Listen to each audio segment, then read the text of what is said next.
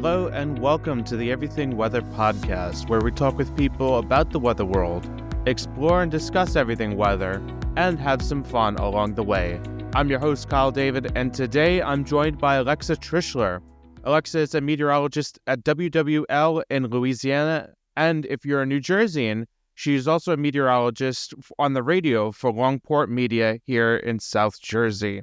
Welcome, Alexa. Thank you for joining me on the podcast. Thanks for having me. I'm very honored to be here today. I think it's so awesome that you're doing this.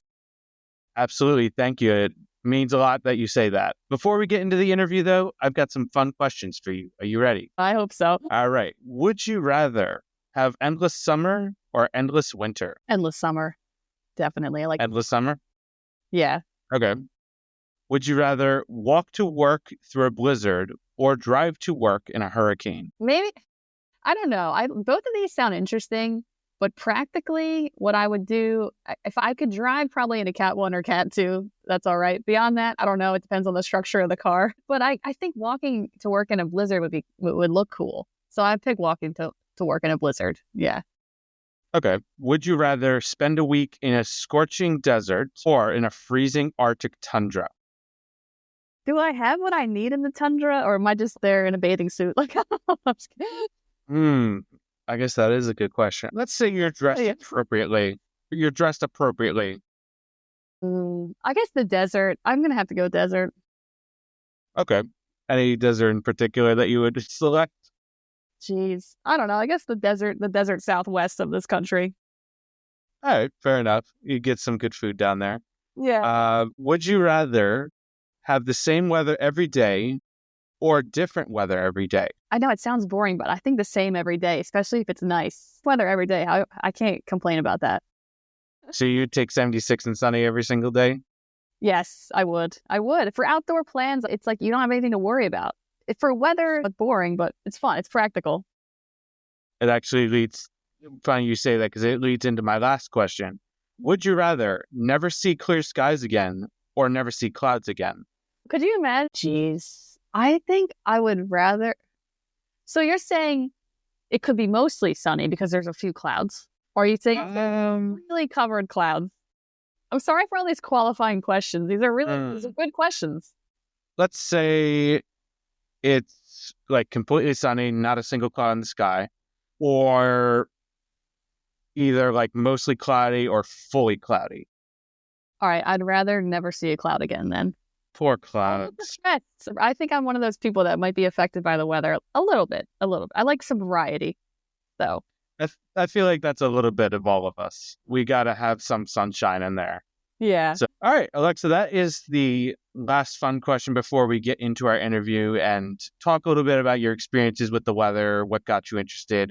And every person I ask on the podcast this single question, I always ask about your weather story. So tell me about your weather story. What got you interested in all things weather?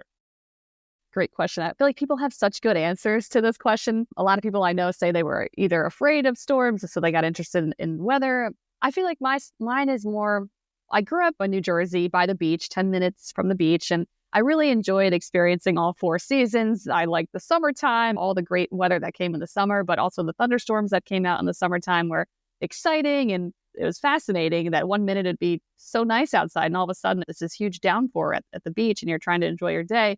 I enjoyed snow days in the winter, and when we would have these massive snowstorms once in a while, because I grew up in our coastal spot, so it wasn't as frequent as other parts of Jersey of seeing these big snow events. Getting school canceled was so fun. Also the beautiful days in the fall and the spring and the excitement that came when spring would come and you knew summer was around the corner. So just growing up in all four seasons was really the main driver.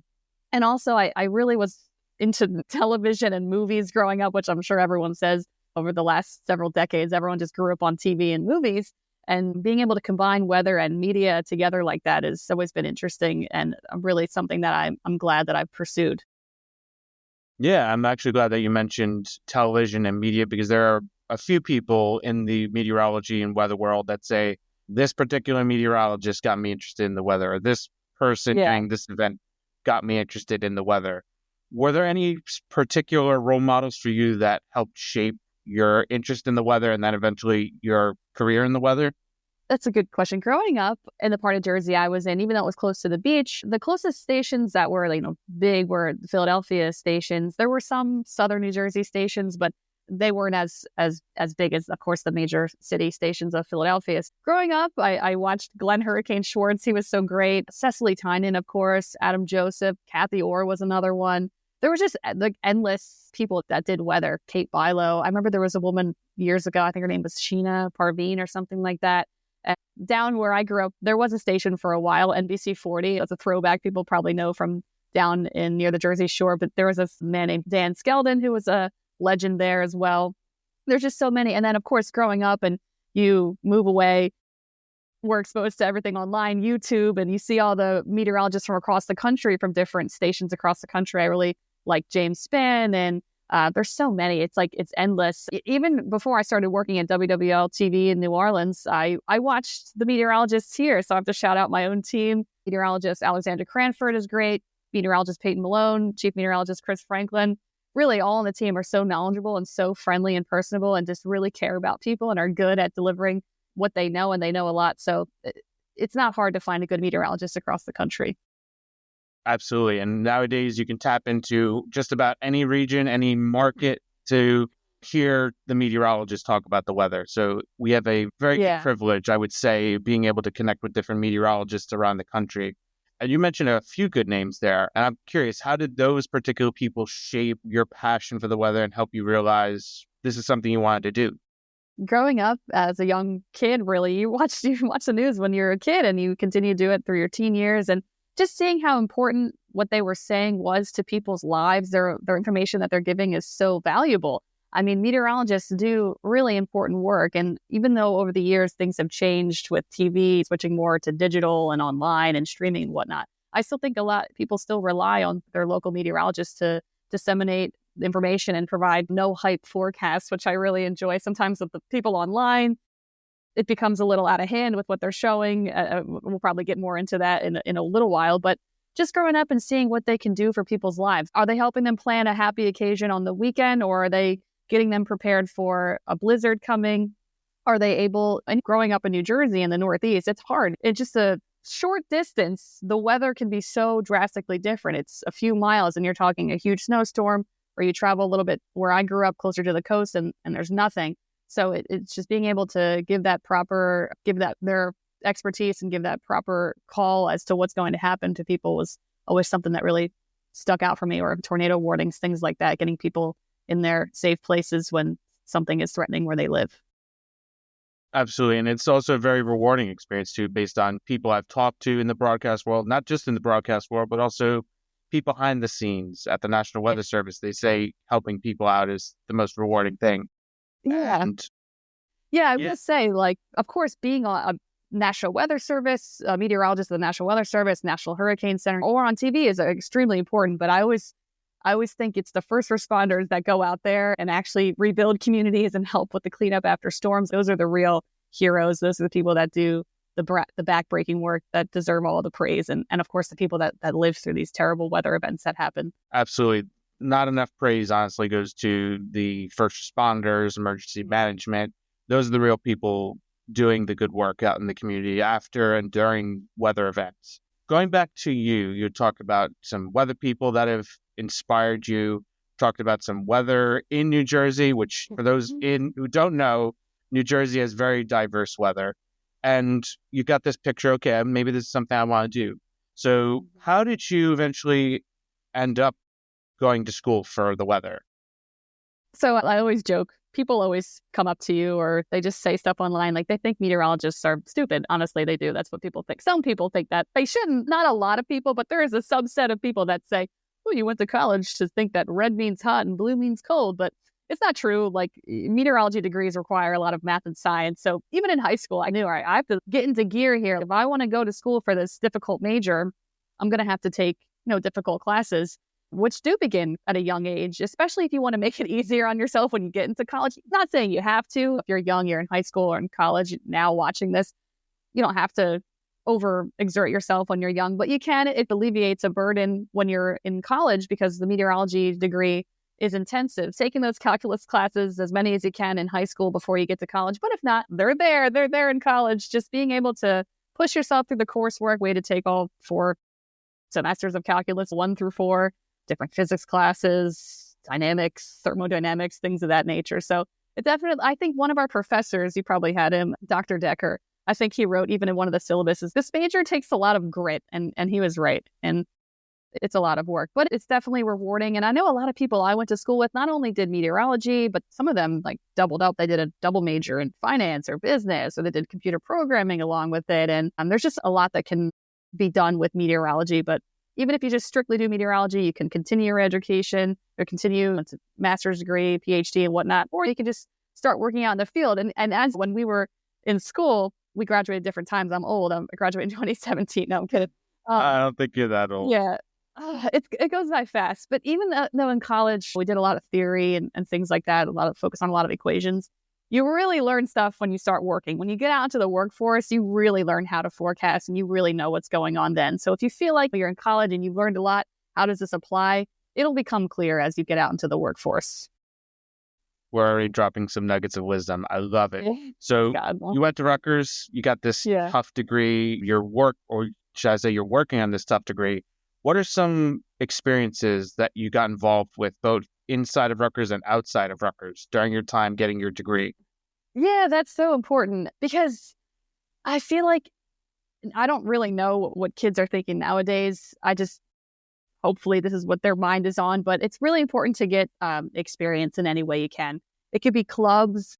A lot of us in the meteorology program at Rutgers, you included, myself included, did Weather Watcher, where we would do weather forecasts, like if we were doing the news live on a green screen. Well, it was pre-recorded, but we were pretending like it was live. Sometimes it was live, and we would get firsthand experience with that. So if you can join a club in college related to your major, or maybe not related to your major, if it's related to something else you're interested in, that will help you understand, is this something I actually like, or do I hate this? Or get an internship. A lot of internships that I did in college, they offer credits. You're not just wasting your time. Internships are still important, even if you don't get credits, and even if you don't get paid for them, it's still important to do them. But a lot of them will offer credits. Some do pay you in the summertime on where you get that at, but most of the time it's either credits or unpaid. But I did all different kinds of internships. I interned at the New Jersey Department of Environmental Protection for a semester. And I was interested in air quality for a while and that side of meteorology and policy and government related things. So I did that for a few months. And then I switched over and did News 12 in the Bronx. And I would drive from New Brunswick to the Bronx a couple days a week. So just to get the firsthand experience of working in a live TV news studio. So as long as you can find those internships out there, or study abroad, or do whatever, are interested in, it'll help you realize what you like and what you don't like. Yeah, and you had a few diverse experiences there. You had government work with the Department of Environmental Protection. You had news experience with News 12. And you're also working on a very tough degree. So that's a lot going on at the same time. And you eventually got it done. You finished it. You graduated. What was your next step?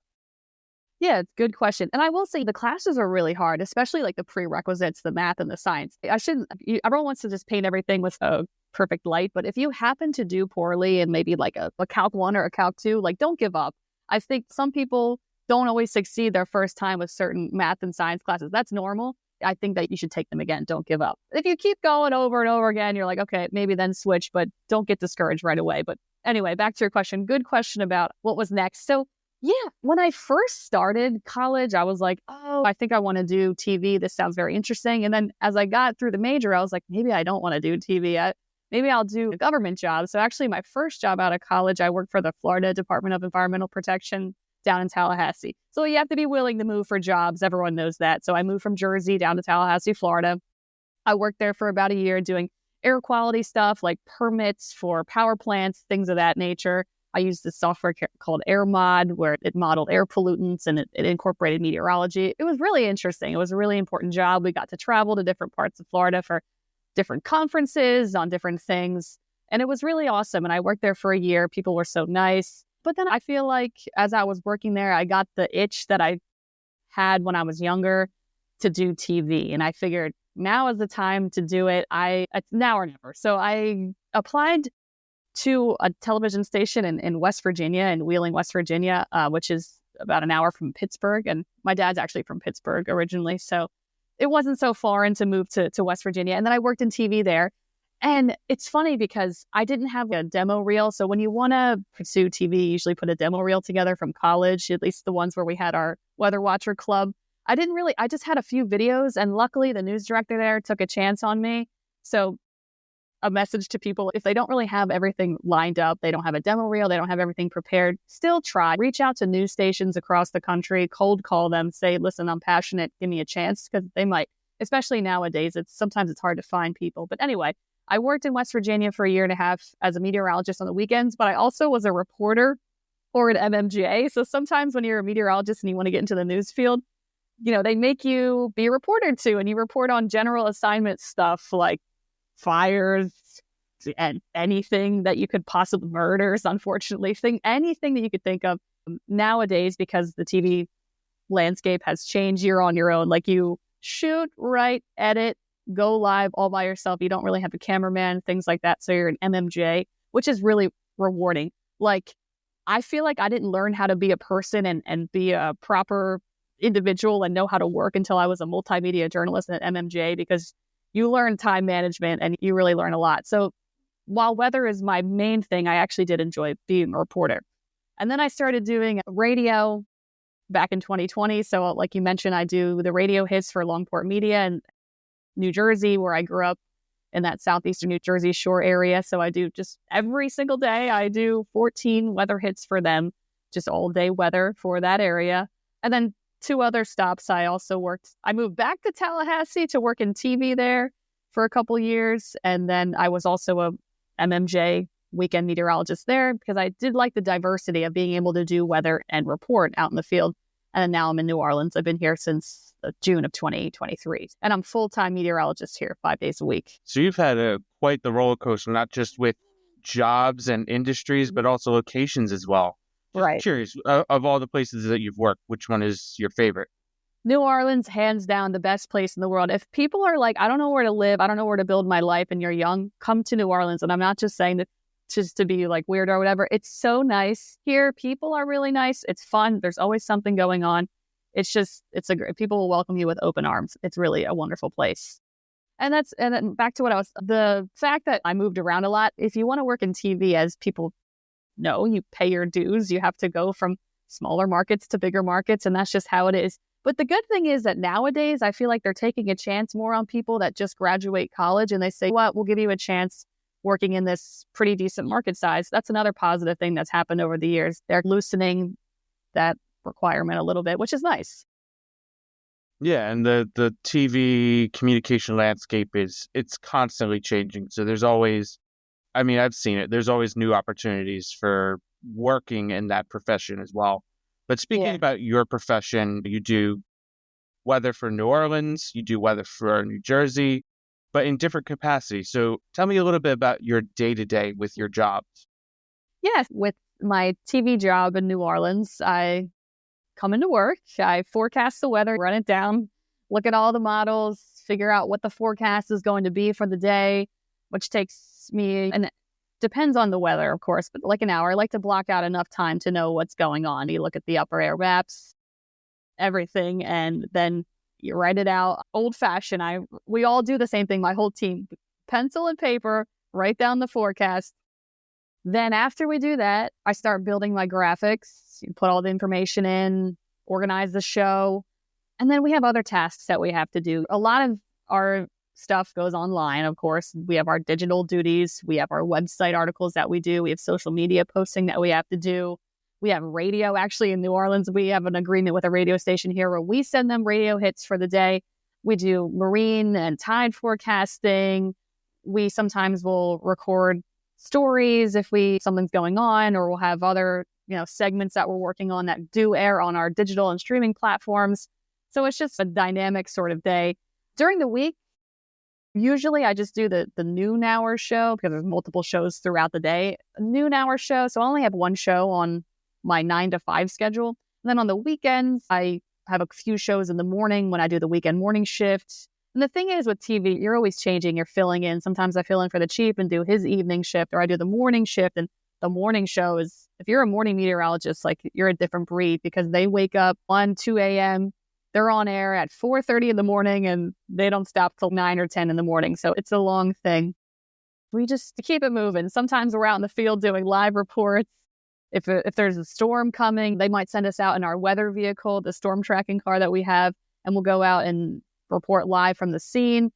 If it's a big weather day, we're working nonstop. Like when hurricane comes in or there's severe weather, we're working 12, 13-hour shifts until the next meteorologist comes in. And of course, if there's a tornado warning, we're jumping on air. That's a requirement. You get right on air and you cover the duration of the tornado warning. If there's a hurricane coming, we're pretty much wall-to-wall coverage. If it's coming into our area, we're just constantly on air. And it's good because people know exactly what's going on. You quell people's fears. You make sure people are aware of their situation if they have to evacuate, if they're okay, if they can stay. And the more you're on air, the more you feel like the people in your community are your family, which is really great. Absolutely. And I'm glad that you mentioned talking about helping people with the weather, communicating that, hey, there's a tornado on the ground, situations like that, because the meteorologists have to communicate complex scientific things on the fly. Tell me a little bit how you communicate complex weather to, as you said, your community, in a way, your family down in New Orleans. Yeah, so it's funny that it's not only are you telling people what's going on, and sometimes it's difficult to do all of the comprehend and then spit it out. We have these things in our ears called IFBs, and it's like the FBI in the FBI movies. They'll have an earpiece in their ear. They're like looking around and stuff. That's what we have because in the back in our studio, obviously you see us on camera. We're in front of the green screen, but there's a whole control room where there's like directors and producers, and they talk to us in our ear.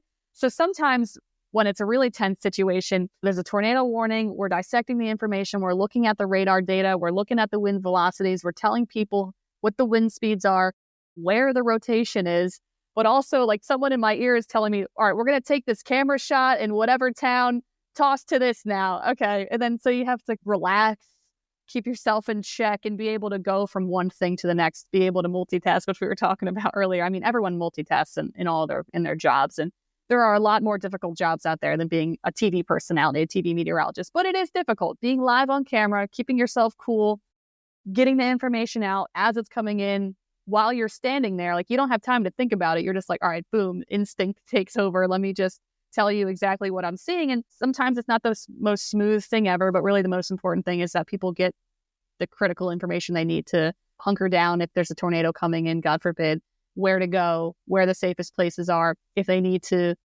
evacuate, hopefully they got that information to them sooner than the storm bearing down. But it's definitely a lot sometimes. But you get used to it. Over the years, that's why you pay your dues. Like when you're graduated college, you don't just start working in a huge city. That's why you have to go to maybe the middle of nowhere and go and serve that community for a couple of years. And then maybe if you want to move to a different city, you can. If you like it there, great, you should stay, because that happens a lot, and that's nice. It's not always great to flock to a huge city like New York or LA. It's nice to build up a smaller town like New Orleans. It's a mid-sized city, but it's a wonderful place. I wouldn't say it's a small city. New Orleans is pretty big. Yeah, I'll call it a mid-sized city. We joke here, we call it a small city, but it's mid-sized. It's pretty big. It was a lot bigger before Hurricane Katrina. And we were talking about weather and how it shapes people's lives. And people I work with grew up here when they were kids, and then Hurricane Katrina came in and just ruined everything. And then they had to move away, and they grew up in Texas or other states like that. But fortunately, they got to come back as adults and work here and come back after, going through such horrible things with Katrina. So weather really does shape people's lives completely. Definitely does. It's sad to hear that people had to leave because of Hurricane Katrina, but it's also good to hear that they're coming back as well to their hometown, their home state, because it's home for them. Yeah. Oh my God. It's really have you been to New Orleans before? I have not yet. No. You'll have to visit. It's completely like, I visited as a tourist a couple times growing up and younger, in my early 20s, but after moving here, you feel like you live in a different country, but in the best way possible. It's good. More the reason to go there. And whoever does the tourism ads for the city of New Orleans, feel free to take that snippet for your promotion. We're going to take a quick break right here, but don't go anywhere. We still have plenty of more podcasts left, so stay tuned.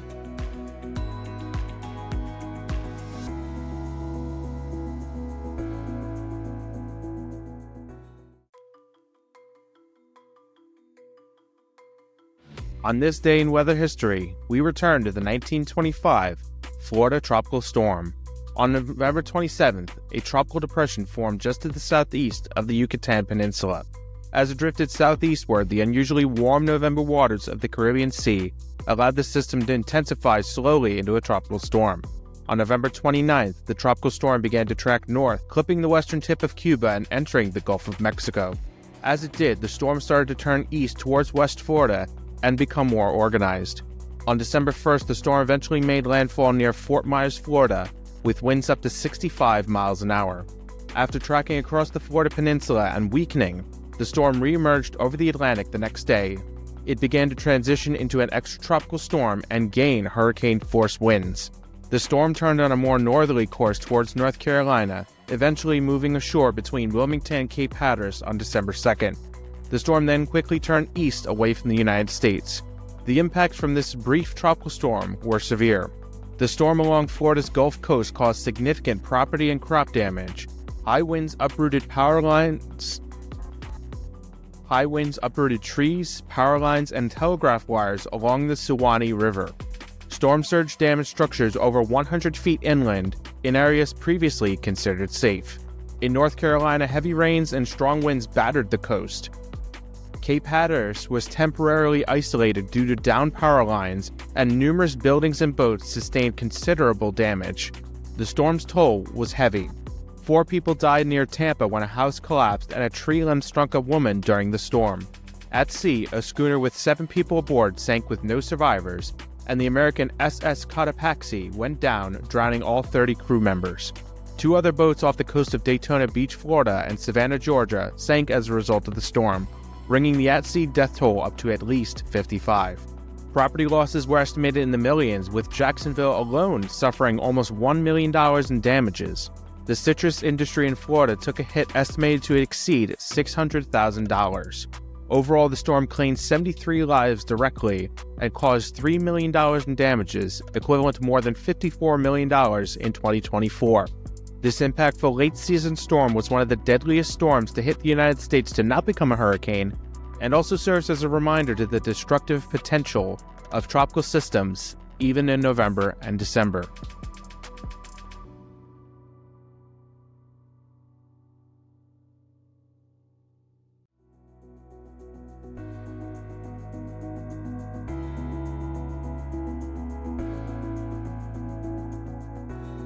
And welcome back to the Everything Weather Podcast. I'm your host, Kyle David, and today I'm joined by WWL and Longport Media meteorologist Alexa Trischler. We've been talking a little bit about her weather story and how she got into New Orleans to cover the weather. But before we get back to that conversation, I've got another fun game for you, Alexa.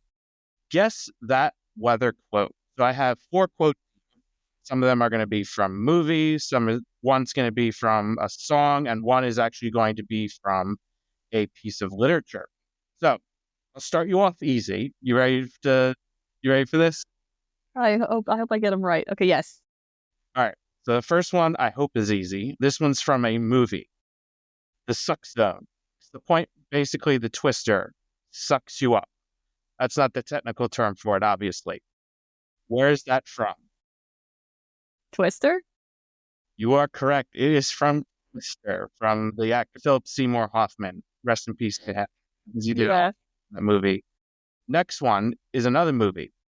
Well, mankind survived the last ice age. We are certainly capable of surviving this one. The only question is, will we learn from our mistakes? The Day After Tomorrow. You are correct. It is The Day After Tomorrow. Dennis Quaid's character said that. All right, now it's going to get a little bit hard. So this one is from a song, and I'll have you also guess the artist if you can. Someone told me long ago, there's a calm before the storm. I know it's been coming for some time. When it's over, so they say, it'll rain on a sunny day. I know, shining down like water. I want to know. Come on. Have you ever seen the rain? CCR, Creedence Clearwater Revival.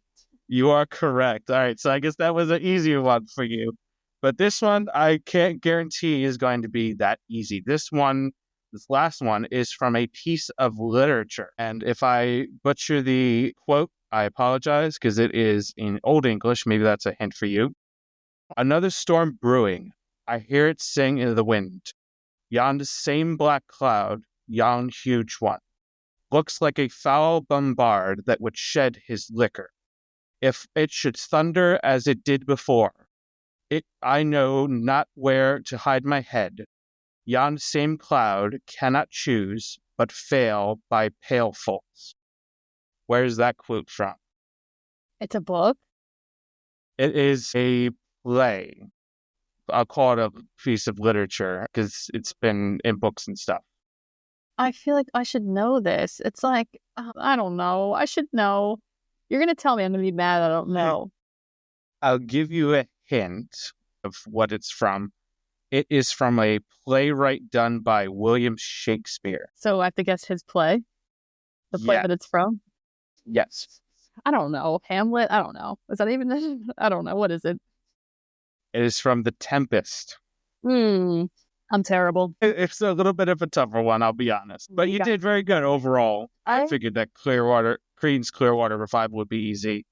Like that one. Man, I need to brush up on my old literature. I used to be good at this stuff. I don't know. I'm failing. You'll have a chance to redeem yourself at the end with whether or not. So you did a good job so far. But let's go back to our conversation that we were having. You talked about your weather story. You grew up watching meteorologists in your area and outside of your area as well. And you eventually went to Rutgers. You had an air quality job. And then you went to West Virginia, Tallahassee before. Yeah. And now you're in New Orleans. You're doing the weather, but you also do the weather for New Jersey as well. So you do the weather for two different areas. How do you balance that? Yeah, so completely separate. So I do my actual job, which is my WWL Louisiana TV job. Boom, 8 hours a day, sometimes more depending on the weather. And then at night when I come home, or depends on what time I'm not working my regular job, I'll just open up my laptop and forecast the weather. Similar thing that I do for my other job. Look at all the models, run it down, see what's going to happen. And with the weather hits, it's every single day. And I send them 14 weather hits a day because it plays in 3-hour increments. So it's just covered 24 hours a day. Every day you hear my freaking voice on TV or not TV. You probably on the airwaves. Yeah. I hear my voice on the radio every so many minutes on the stations in southeastern New Jersey at the Jersey Shore. So yeah, it's pretty similar. Once you get the forecasting piece down, you can pretty much do any forecasting for any job across the entire country. Like if you live in New Jersey and you have a job and you want to maybe pick up another job because you want to pay your bills or whatever, maybe you just want more experience. As long as you can forecast where you're at, you can forecast anywhere. I know it's a little difficult if you were doing maybe a mountainous region out west, things of that nature, but a lot of people forecast remotely. It's pretty easy. If you have a computer, you have internet access, and you have computer weather models to look at, you can forecast anywhere, not only in the country, but across the world. A little more difficult, but if you wanted to, you could. Yeah, there's some people who do it for the fun of it, too. Yeah. I'll name drop him. Matthew Capucci, at one point, was doing weather for a TV station. He's still doing it for My Radar. He used to do radio hits for the NPR station in Washington. That man is a myth. And if you're listening, Matthew Capucci, like, kudos to you for being able to do all that. And there's a lot of other people that do that too, and we just don't see that. But it's a big thing having to do weather, not just for one place, but two places.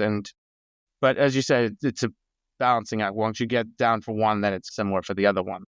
Yeah, it's so funny. You're naming all these legendary meteorologists. There's just so many. There's so many. It's crazy. Like I wish I could just have a list and just name them all. But yeah, there are so many people out there that are doing such important and difficult work. It's pretty remarkable. It is, yeah. But I've heard a lot of conversation about it being a very demanding field. And I know that firsthand as well. But I wanted to ask you, how do you manage your work-life balance in such a demanding field? Luckily, it gets easier over time. At first, I feel like when you get out into the industry, you do work a lot and you don't get paid that much. It's just the nature of being in TV news. They realize that they can pay people a lot less because people still want to do it. But now, after working this is my third TV station, it becomes a lot better. They're more understanding about your work-life balance. So there are some days where you have to work 12, 13 hours. That's just it. Sometimes the news is delayed because there's sports or other TV shows going on. So you get to work later, it's fine, but it all comes out in the wash. They work with you most of the time. If you have a good team, they'll work with you and help you take time off when you need it. But I will say with TV and news, there's no days off. So you're working Christmas, New Year's, Thanksgiving, weekends, holidays, this, that, overnight if you need to. Sometimes it's just you have to realize this is what you signed up for. And if you have to work long and it's inconvenient, there will be a time where it's nice out and the weather will be quiet and you won't have to kill yourself as much. Simply put, the weather does not stop, and neither do meteorologists. Yeah, and no, go ahead. Sorry. So it's funny because like it'd be maybe a news thing will happen. Maybe there will be a fire or something and you don't think that you're related to this. But because the news team is out, like the reporters are out trying to get on the scene, they'll throw weather up. So you'll just be like minding your business on like a Wednesday and it's perfectly sunny, but a fire will like erupt when somewhere a few miles away. But they'll throw weather on to get on the scene and give the information because there's a fire. It's related to weather, the wind, where's the fire, where's the smoke going. So some unexpected things will happen when you work on TV weather. Absolutely, too. And I actually want to bring back something we talked about earlier, because you had experience as an air quality meteorologist, too. And I'm curious, how has that experience helped you for broadcast meteorology? Has it made it better? Has it been worse? It actually has helped because I do feel like sometimes I really enjoy healthcare. And sometimes I'm like, maybe I should have tried to become a doctor. I know it's a lot easier said than done, but I really like healthcare and people's quality of life. So I liked air quality modeling because it has to do with pollution. So I take elements of pollutants going to be a problem today, looking at the different weather patterns that are happening. I do feel like I incorporate some more air quality related things in my forecasts to let people know if they're a sensitive group, they have asthma, things of that nature. Today would be a day that you should take it easy outside. So I always have been interested in people's well-being, I would say. I'm sure a lot of people are, but I do incorporate more air quality and air pollution related in my forecasts sometimes, which is good. Yeah, and that's a unique perspective because not a lot of people in the weather world think about the health impacts, the well-being impacts. How do you take that priority and use that to shape your content down in New Orleans and even with New Jersey as well? Yeah, that's definitely one element of it. If really the biggest reason people say they get into weather, and I agree, is to protect people and to help save people's lives. I know that sounds very extreme, but sometimes that is the case. So framing it in that vein where you're just really, all it matters is getting information to people so they can plan their lives, whether it's a good day or a bad day. So that's really why most meteorologists get into broadcasting. That's the frame of mind, the best frame of mind to be. And that's what I always have to remind myself. It's not about you. It's not about anything that has to do with you. The only thing that you are doing is you're the messenger as to what's going on so people can know, is this going to be a bad event? Is this going to be a bad storm? Are they going to have to worry about this? Or is this no big deal? And that's the thing these days, which I'm sure everyone knows, annoys weather people, annoys meteorologists, is social media, because nowadays there will be people that they love weather, which is cool, but they'll show these crazy model runs of a hurricane impacting Florida 1 week from now. And it's not true because it's too far out to know for sure. So showing that model run 1 week, maybe even 10 days away from currently where you're at, is not useful because it changes from one run to the next. When a storm isn't formed, the computer models change from one run to the next. That's why meteorologists use a whole suite of different, they look at trends. They use ensemble models where they take different solutions to better understand what's going to happen. They don't just look at one computer output because those are not very useful when there's a lot of time still separating you and the storm. It's not that they're ignoring those model runs. It's just they know it's not set in stone and it's better to look at trends and to look at a whole composition of models rather than just to rely on something they see so far out in time that will change. So sometimes the weather reports that you get on YouTube and TikTok are more clickbaity. I was at a restaurant the other day across from where I live, and this woman was like, I saw on TikTok there's going to be a huge hurricane like impacting somewhere in the country. And I'm like, I have no idea what you're talking about. I can't believe that someone is saying that online, and it ended up not being true. It was a few weeks ago. It wasn't it wasn't Helene or Milton. It was after that. And there was some suspicious activity, I would say, going on after a cold front came through the deep south. But showing these model runs where there's a hurricane impacting someone 10 or 12 days from a current time is not useful. So it's just important to watch trusted sources, watch the National Weather Service meteorologists, National Hurricane Center meteorologists, your local TV weather folks, because they deliver the no hype forecasts. For sure. And I'm glad you brought up Hurricane Helene and Milton, because those were some notable cases where social media information and disinformation was rampant, and especially on TikTok, as you had mentioned. But at the same time, social media is a very important tool for a broadcast meteorologist like yourself. So how do you see the role of a broadcast meteorologist evolving on social media these days, or even in the future? That's great. I think it's really important for even TV meteorologists, and even if you're not on TV and you are degreed meteorologists and you're very knowledgeable on the subject, to make sure when you are on social media, you're on TikTok, you're on whatever, YouTube, you just describe to people what's going to happen. I like that the meteorologists now have to get in TV, have to get in front of social media and say, I know that you're seeing these scary model runs 10, 12 days from now that look like the end of the world is coming to where you live, but to explain why that might not be true. Okay, if the model keeps showing this run after run and all the ensemble models, the trends show that this is going to happen, okay, we're not going to ignore it.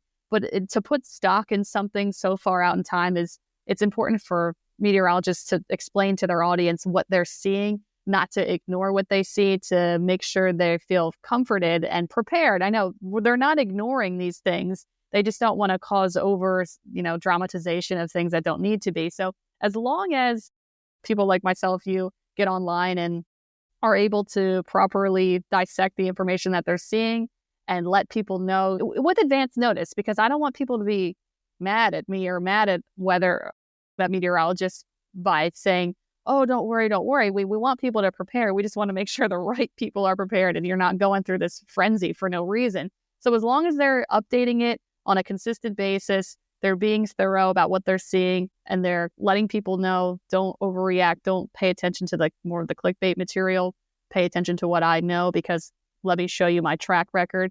And admit if they don't know something, admit the uncertainties that they have, admit that it's difficult to know. And sometimes things, especially this hurricane season, things have been crazy and things change. It's been a little unexpected the way things have played out, and with Milton and Helene especially. Absolutely. And let's even look further down the road. How do you see the broadcast meteorology world, or I even include the digital meteorology world, changing in the next year, 5 years, or if you want to be bold, 10 years in the future? Yeah, it's hard. I know, right? I wish I could know. I could make a bet on it and maybe make some money or something. There's all these apps online. Let me prognosticate how whatever things are going to go. Anyway. Or business going in the right area. Yeah, exactly. Well, even in the last 10 years, 15 years, news has changed so much. It's definitely been scaled back. There are a lot less people in newsrooms, a lot less people on the studio floor. They know, one person will do a 3-person job now, 3 people's job. But I think even though they say TV is going away, I think it'll always be there. And I think even in 10 years from now, while it might look different, there might be they're probably going to make it so there's one station maybe for a region.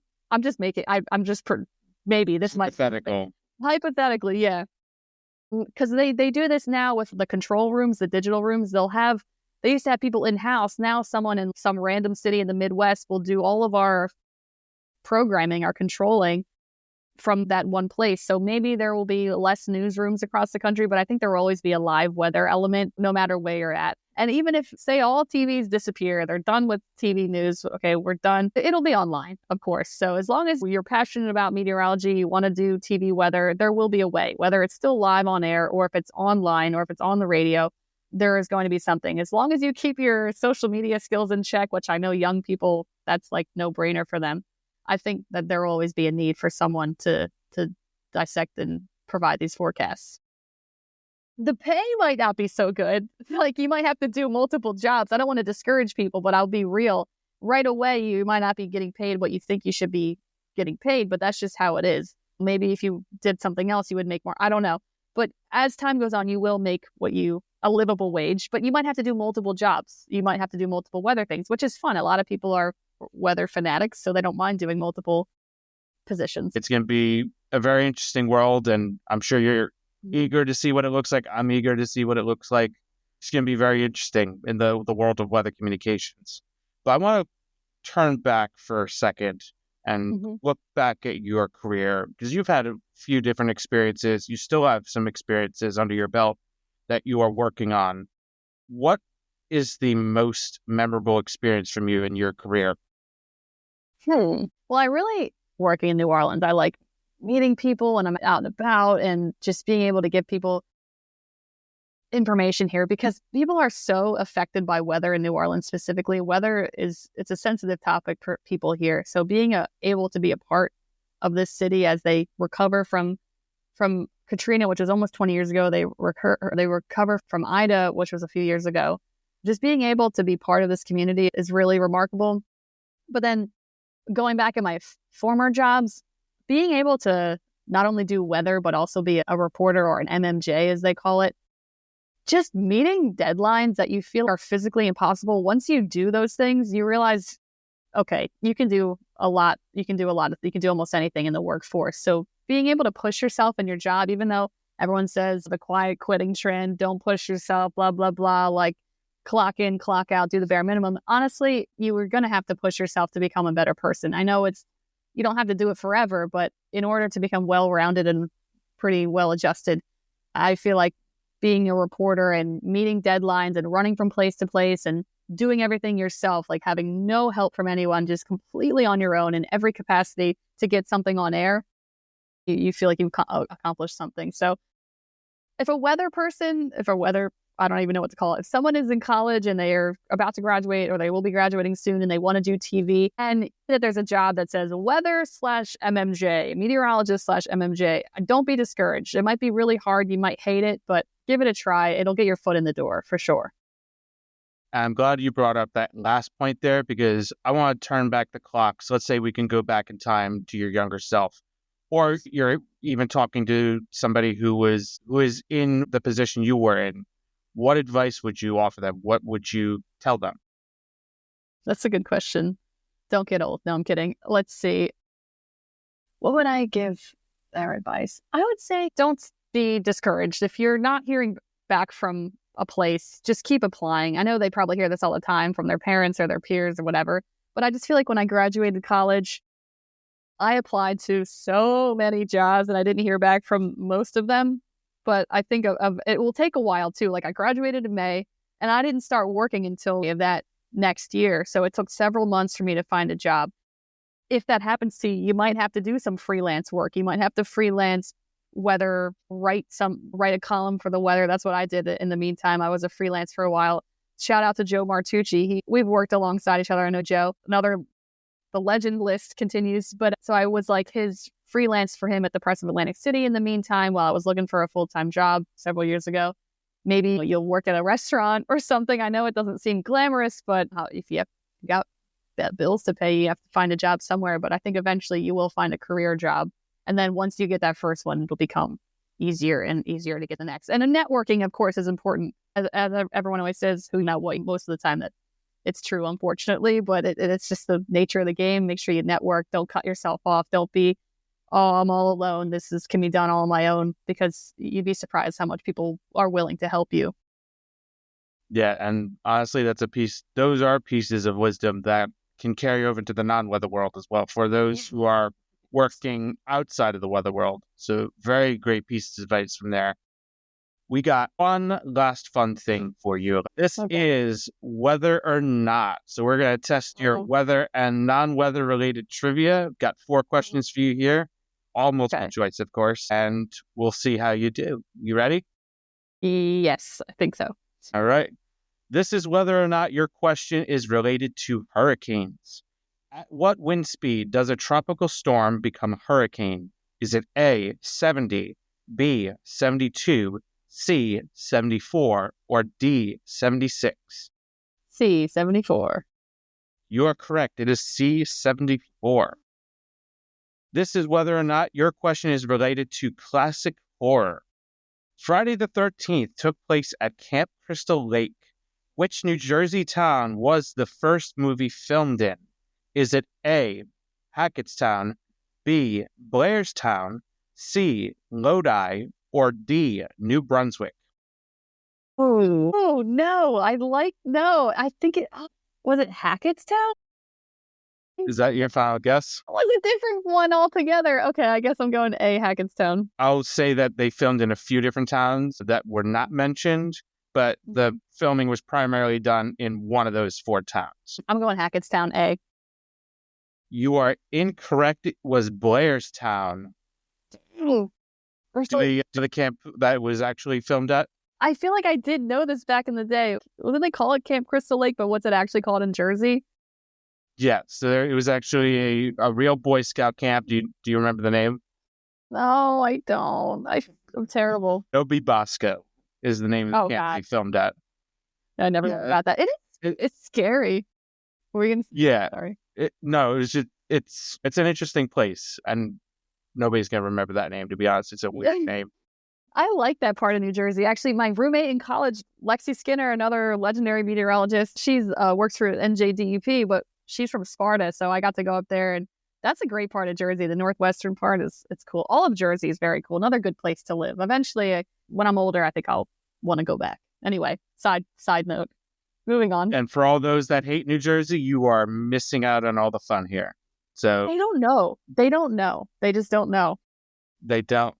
So this is whether or not your question is related to Louisiana weather. The Great Storm of 1856 was a major hurricane that hit Louisiana on August 10th, 1856.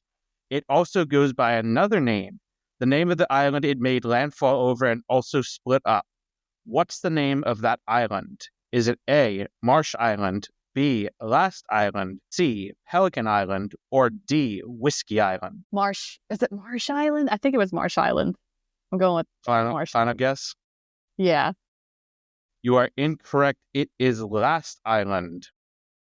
Dang, I remember hearing about this. I forgot about that. I'm going to get got one more for you. It's all good. We got one more for you. This is going to test your local knowledge in a way. This is whether or not your question is related to The Sopranos.